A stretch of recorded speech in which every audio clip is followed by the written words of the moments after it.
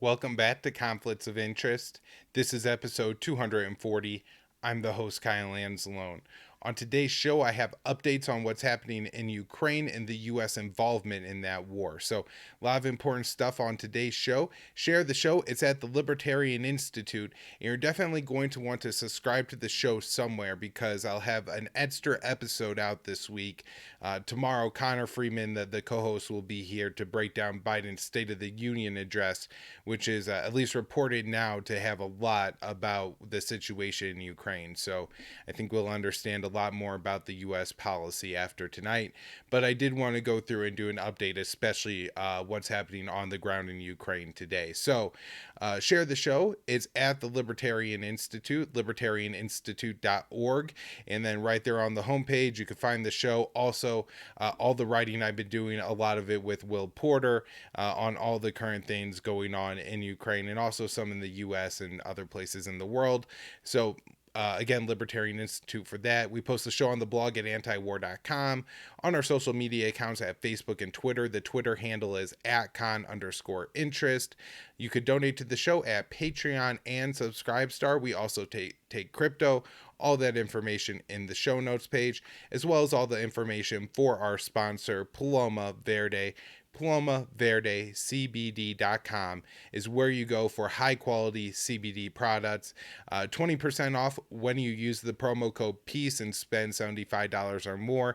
The great thing is it gets the show a kickback. And so you help yourself out, you help the show. And let's be honest, who doesn't need a little bit of CBD when we're talking about potential World War III over Ukraine? So PalomaVerdeCBD.com, promo code PEACE. Let's get into the show. Want to start off with the best I can, just kind of updating what's going on in Ukraine. And one of the first things I want to mention is that there is a huge amount of fake footage going on here. And this does happen in other conflicts.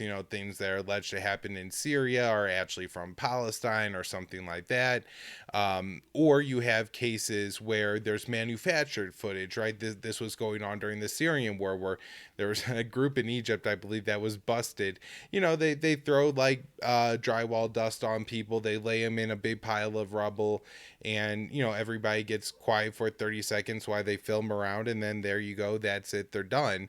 And so that is also a possibility of something that could be happening with the footage, is that some of it's manufactured. Also, the number of extremely short clips that are being put out is very concerning too. A lot of these clips are 8-10 seconds. A minute is actually on the longer side for a lot of what I'm seeing. And when clips are that short, while they may be accurate, they could fail to show the wider context of why people are acting the way they are, or just be misinformation, so it's harder to identify if something was from 2014 or any other time in the 8-year long war that's been going on in Ukraine versus something current in 2022.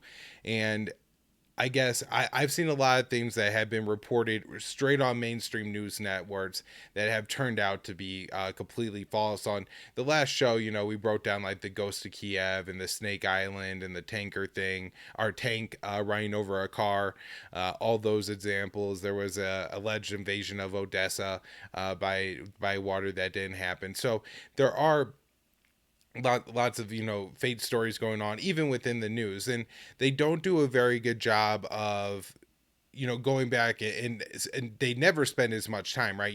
They never spend as much time saying that we got this story wrong as when they were talking about and how important it was.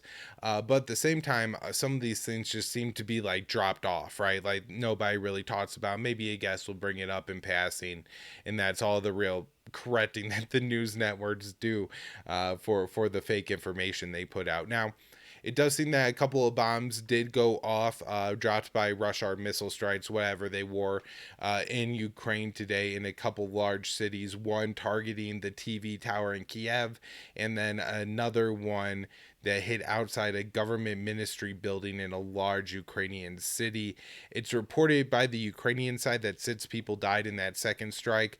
I think the Russians only claim that 6 people were injured. I think the Ukrainians say that one was a child. There is a pretty decent video footage of this, so you can see. And then it looks like people are just driving around.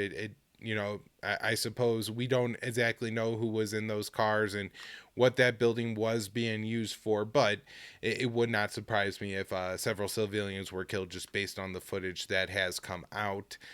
With the strike on the Kiev TV tower, I believe I saw Russia had telegraphed this, that the Ministry of Defense put out that that building would be hit, and that the Russians said this was due to it being used essentially for military purposes, instructing people on how to make IEDs and things like that. Where the civilian militias should go, where the Russian forces are. In a way that should, like, the TV like should be telling people, maybe not how to make IEDs.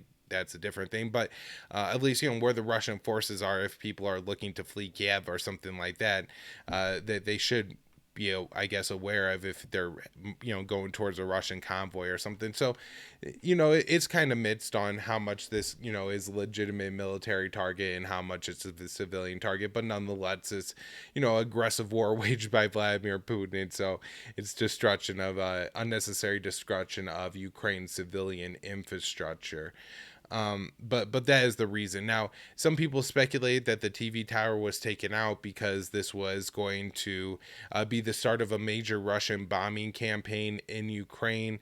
Certainly possible, right? Like if you are going to hit a lot of civilian targets, it would be good to have as little media as possible witnessing that event. In most cases, Putin, I don't think, is trying to be particularly cruel and intimidate the Ukrainian people into submission, at least not yet. And so I'm not sure if that is the Russian plan, because the internet is still working in Ukraine, and actually tonight, which would be Tuesday night, Wednesday morning in Ukraine now, there were quite a few live streams going on of the city of Kiev, and so it does seem that they haven't completely shut down communication, but have shut down the TV. No idea if anybody was killed in that attack. So let's see, anything else on this. There's the report of the 40-mile long Russian military convoy headed to Kiev, where the city, I don't know, is maybe surrounded, like on the northern half. The U.S. and some officials are saying that it's encircled by Russia. That definitely doesn't seem to be the case. Vladimir Putin talked with French President Emmanuel Macron, and during that conversation, Putin, I believe, Macron requested from Putin that they maintain like a civilian exit pathway out of the city of Kiev, and Putin said that they would do that, and it does appear that civilians are able to still leave Kiev.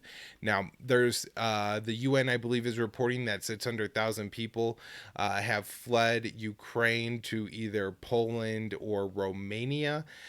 This does not count whoever has fled the fighting in the Donbass area, though, or I guess even along the border with Belarus, as far as I could tell. People who maybe have more sympathies towards Russia fleeing towards Russian-held areas, as this is in part the Ukrainian civil war that's involved into a Russian invasion here, and so there is still quite a bit of fighting going on that I'm sure is hurting people who are more closely tied and have allegiances with Russia, or at least don't feel comfortable going into territory held by the Ukrainian government at this point, because that government continues to say that, hey, there's a lot of saboteurs and we have to be very concerned about that. I've talked about on the last show, I went into a little bit of detail about why I was possibly concerned.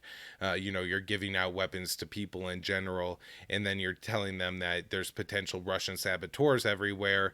That innocent people could get killed for merely having like a Russian ethnicity or something like that, or political views on the situation that are more nuanced than Russia bad, Ukraine good. Another very crazy thing that happened with the false stories was a video of Ahed Tamimi, who is a young Palestinian. Well, now she's a Palestinian woman, but at the time was 9 years old. And this is a 9-year-old video of her like yelling at a IDF soldier, an Israeli soldier, an occupier, demanding that he leave the occupied West Bank, right? And it's in Arabic. It's clearly not in Ukraine in winter. And she's this little girl, and so everybody, like, millions of views, people saying that, oh my god, look at this little girl stand up to the Russian soldiers, and that just wasn't the case. And so that, just, that's a shame and everything. But more importantly, there's this very interesting thing going on. I'm sitting there watching Fox News, and the host is going on and on about how great it is that college students are making IEDs in Kiev.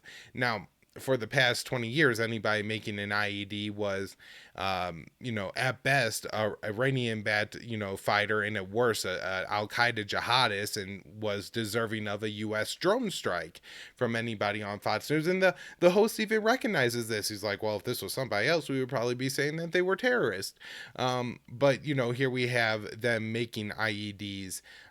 So again, this is the kind of thing that's going to happen in Ukraine when IEDs start getting planted. And I'm not, like, saying that this is the fault of the people of Kiev who are planting IEDs to save their city. However, when you do that, not everybody knows where the IEDs are, or the person who planted them flees, gets killed, something like that. Or the battle's over, but they don't all get picked up, and then some months later somebody's cleaning up after the battle and comes across one, doesn't know it's there, and blows himself up. Like, these are really terrible things that happen in urban warfare. And I don't think it's weird how much the American media is glorifying it, especially when, again, if this was the Houthis in Yemen, that alone, making an IED, would be enough to sign their death certificate, right? Then the U.S. could blow them up and say that they are a terrorist. And it definitely has to be noted that there's a major race issue here with that, right? That these young Ukrainian students are all white, and all the people that the U.S. has been killing for building IEDs for the past 20 years are Arabs from the Middle East or Afghanistan. I guess not Arabs in Afghanistan, but Afghans, right? All right, so death toll. I want to mention this real quick. I don't know. That's going to be my answer. The number is at least in the hundreds. At least dozens of civilians have been killed. I feel pretty confident with that. Not just, from seeing the effects of the fighting, but there's, been some pretty solid reporting that at least a few people, civilians, have been killed by Russian actions.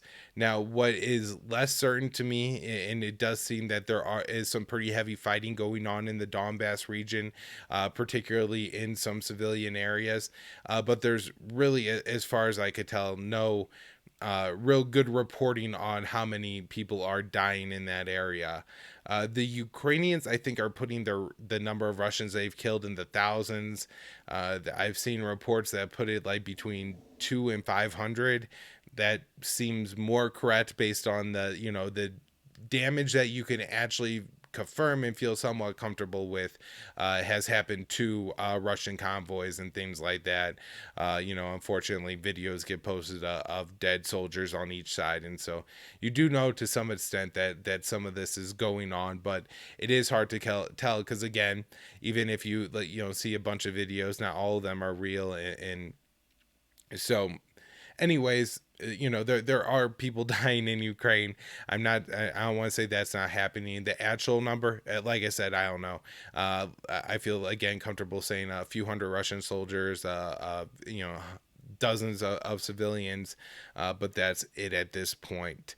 Let's see, anything else that I really wanted. Oh, there's allegations that Russia are using cluster bombs, and there's a couple of examples that they're using.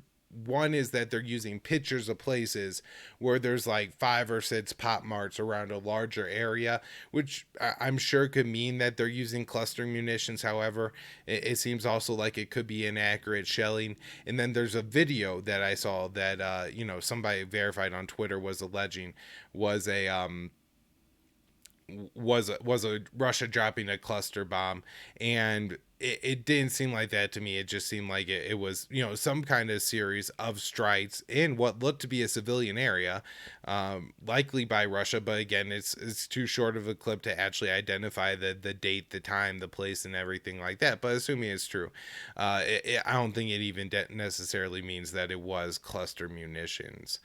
So let's get on now. So that's everything I know in Ukraine. The Russians are continuing to push their offensive from multiple fronts, some along the border with Belarus, directing towards a couple of larger Ukrainian cities near the border. Some fighting going on again, the Donbass in southern Ukraine, moving towards, I think, Mariupol, eastward along the Black Sea coast of Ukraine, and then also some westward towards the key city of Odessa, and that's nearing Moldova. I think that's still along the Black Sea. So that's a lot of what I have here. Oh, that actually west might actually be the Sea of Azov and not the Black Sea. I may not have my geography all right there. Anyways, moving on real quick to the talks between Russia and Ukraine, which did occur, I believe, Sunday morning in Ukraine, lasted 5 hours, did not seem to produce anything meaningful from statements from either side. They agreed to more talks, but there didn't seem to be a sense of urgency behind it, saying that they would come in a few days. I believe they're going to be tomorrow, Wednesday, with some reporting sense, but that I suppose it could come at any time too, right? If Ukraine is willing to surrender or something, I would guess it would develop very quickly, like over the matter of hours. Where if this is going to be a protracted insurgency and the Ukrainians continue to fight, then it could take weeks for talks to develop into some kind of ceasefire, if even that's something the Russians are interested in.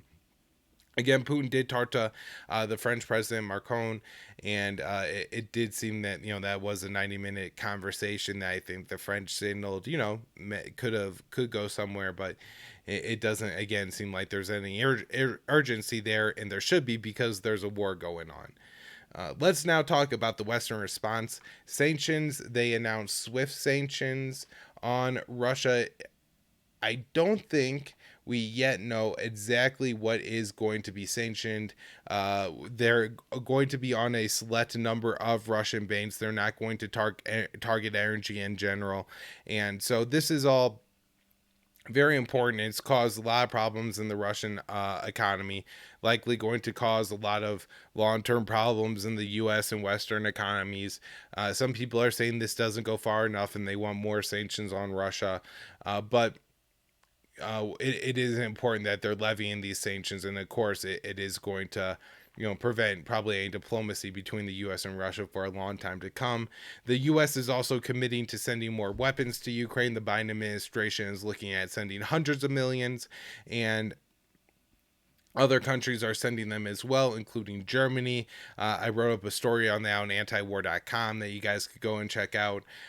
Really, breaking in German tradition. Now, I think they have broken it a couple of times in the past, but generally speaking, Germany since World War II has not given out weapons to countries in combat, and in this case they are going to do it with 1,000 anti-tank missiles and 500 anti-aircraft missiles.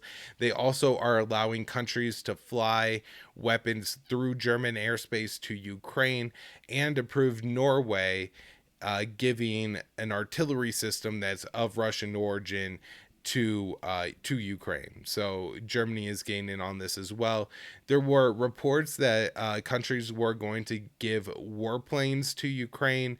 This is apparently not true, or certainly not confirmed as of this point. And so I would be very skeptical about that. It seems like a very sophisticated weapon system to give a country in war, and if Ukraine doesn't control its own airspace, I'm not sure how effective it would actually be in doing anything. Now, I did mention there's that 40-mile long convoy of Russian forces. There are some people in the U.S. who are suggesting that the NATO should go in and target it and take it out, and that this is our last best opportunity to deal a blow to Putin to save Kiev. Out. That's World War III crazy talk. Russia has their nuclear forces on high alert. That's absolutely absurd to do something like that. I can't believe that's being discussed by people in the United States who are able to get on mainstream Netflix, talk to hundreds of thousands of Americans and tell them their crazy ideas and try to influence them into thinking that we could fight a war with Russia and win. Then there is the no-fly zone that is somewhat more being seriously discussed. I've seen Zelensky ask for it. Now, the White House press spokesperson Jen Psaki responded to a question by it by saying absolutely not. And while that seems to be a good sign, she's said that before, and then within weeks, the Biden administration went back on it because of political pressure. And so we have to make sure that the political pressure isn't there, or that there's enough pressure going the other way. The problem is they've really cemented this narrative very quickly on Ukraine.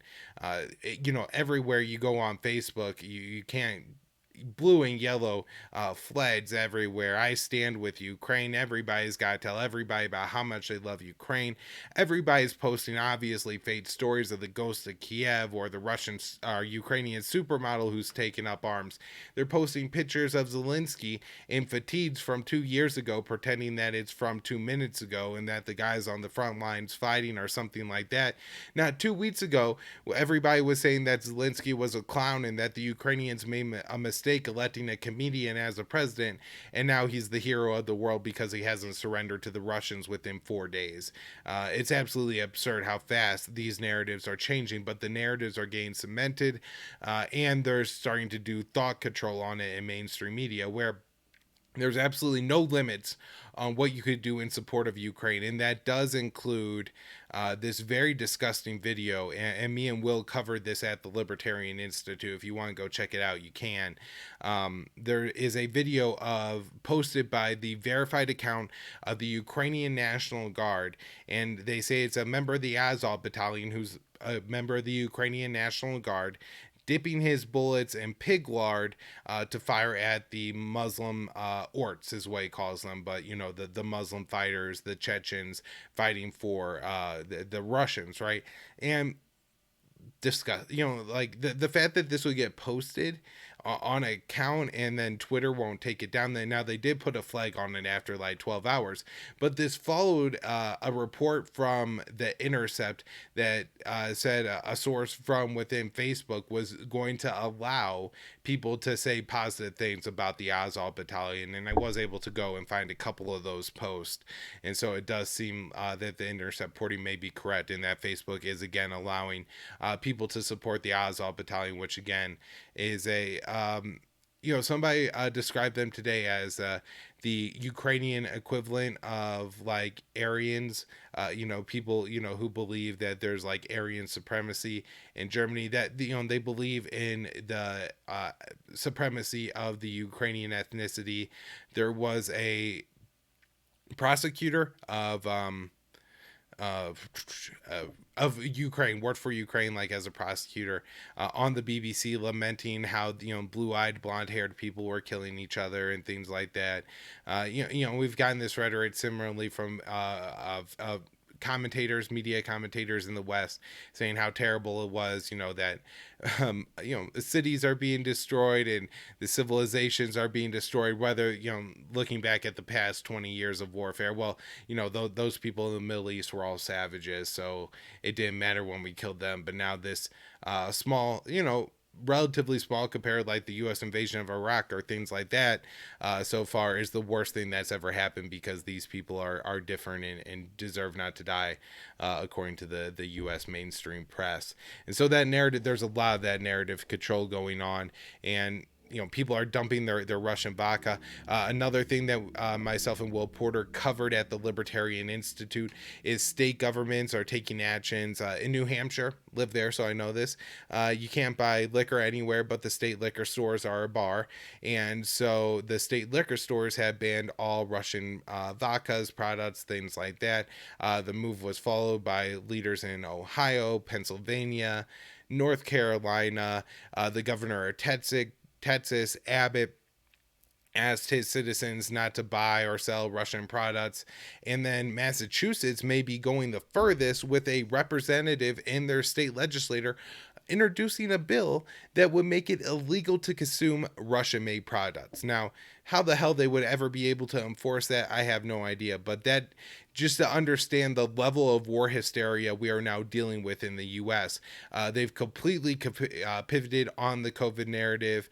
And I'll have an article coming out soon how, they're replacing the science with now the history that says this is all about Russian aggression and the Americans just have to defend the Ukrainians. All right, let me see. I think that's everything I have, that's more newsy for today's show, things that are actually happening. I'm not sure how far we are on the no-fly zone. There's a lot of people, including Marco Rubio and Chris Murphy, two very hawkish senators, saying that we absolutely can't do that. And so I'm not sure how much of a threat that is. Now, the thing that I think is actually a threat is that the Western government decide that they could give Russia its equivalent to a Afghanistan in Ukraine.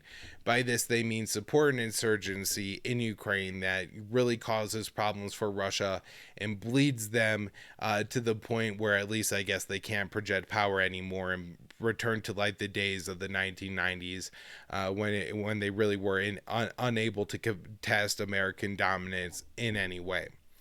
And so we saw Zbigniew Brzezinski give this speech in 2014. And my friend Joanne Leone, absolutely fantastic show around the empire, has really highlighted this speech that he gave in 2014, where Brzezinski lays out how basically what they need to happen is not for Russia and Ukraine to necessarily fight a war, because in there he makes it very specific. We are not giving the Ukrainians weapons so that they could win a war with Russia.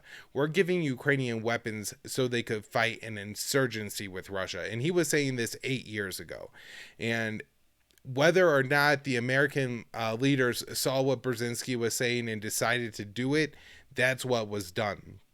If you look at what happened with U.S. policy since 2014, in 2015, the U.S. started to train, the CIA ground branch started to train Ukrainians in different kinds of insurgency tactics. In 2017, Trump started to authorize lethal military aid, including the same kind of weapons Brzezinski talks about in that video, those lethal weapons going to Ukraine. And then he was in the video, Brzezinski explained how this is going to embroil Russia in street to street urban warfare fighting that is going to bleed them. And that is what American leaders are talking about right now, because they think that Russia is going to besiege Kiev and that there's going to be street for street fighting as Russia attempts to take the city, and then an insurgency as Russia attempts to occupy it. This is being said by Adam Smith, who's a high-ranking House Democrat, but also Hillary Clinton. And so this is important when you have people at this level making these kind of statements. I think Hillary still has a lot of know about what's happening in the foreign policy blob, and she said that this is the direction that she thinks they're going to go to fight this insurgency. Now everybody's talking about how great this is, like it's going to help the Ukrainians. Now, if anybody knows about the Soviet war in Afghanistan, it did not go well for the Afghans. Now, maybe from a U.S. grand chessboard perspective, it did harm the ability of the Soviet Empire. I don't know if it broke the empire as much as pro-war people like to say, but it certainly was a serious blow to the Soviet Empire, and the Afghans did chase the Red Army out of Afghanistan. However, a million Afghans died along the way. And then in the instability and the wake of that war, there was just tons of combat between different militias. During that time when the Americans were supporting the insurgency in Afghanistan, of course, that's where bin Laden made his roots in Afghanistan and eventually led to the, 2001 U.S. war there. And so for Hillary Clinton to say that repeating Afghanistan would somehow be a good thing, it's the cruelest potential thing you could ever think to do to the Ukrainian people, is to do to them what the Americans did to Afghanistan. But that is, I think, part of the goal. Is the thinking of Ro Khanna, who is usually one of the less hawkish members of Congress on this. And again, they are, I think, going to stop short of doing, at least for now, for the next couple of weeks. I feel pretty confident that they're going to stop short of putting a no-fly zone over Ukraine. Again, we got to see where the American rhetoric goes on this, because you never know. If Biden starts giving himself wiggle room in tonight's State of the Union, then hold on, this could get ugly and, very bad very fast. But yeah, overall, I don't think they're going with the no-fly zone option. My guess is that they do at least try to take this insurgency option. Now, who knows if Putin will even give them the chance, or what his long-term plans are. There's all this analysis saying that, oh, this isn't going well for the Russians and this is going so poorly. And maybe that is the case. Maybe the legit plan from Russia was to move in, take Kiev by the weekend, and set up shop with a new regime that controls the country before the Americans could say anything. And here they are 6 days later, bogged down a dozen miles outside of Kiev with a 40-mile long convoy, but they're going to, lose 100 troops for every mile that they take. It certainly could be the case. What has been seen, what you can see, does fit that narrative. Now, it could also be that Putin wasn't trying to rush and take Kiev within a few days. Maybe his plan has more to do with putting pressure on the Ukrainian government to accept his terms of surrender, and, really, really wants to avoid taking the capital city, because that would then involve occupying it and fighting potentially this insurgency that the Americans are talking about. And so to avoid that, he isn't moving the troops as quickly as the Americans claim he wanted to, and is going at this pace, for the sake of going at this pace, for putting on pressure on the Ukrainian government. And there's another 25 possibilities that could possibly explain the Russian military tactics, including that they're doing a bad job, that their military equipment is failing. Let's look at what's happened to the American invasions over the past years.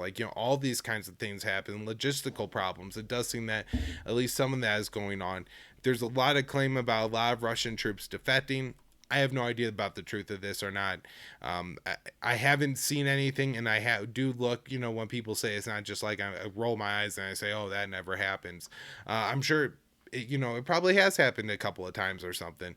But at the same time, nobody's produced anything to me that feels solid, that proves a large number of Russians are defecting, or at the very least just choosing not to fight and finding some kind of third option.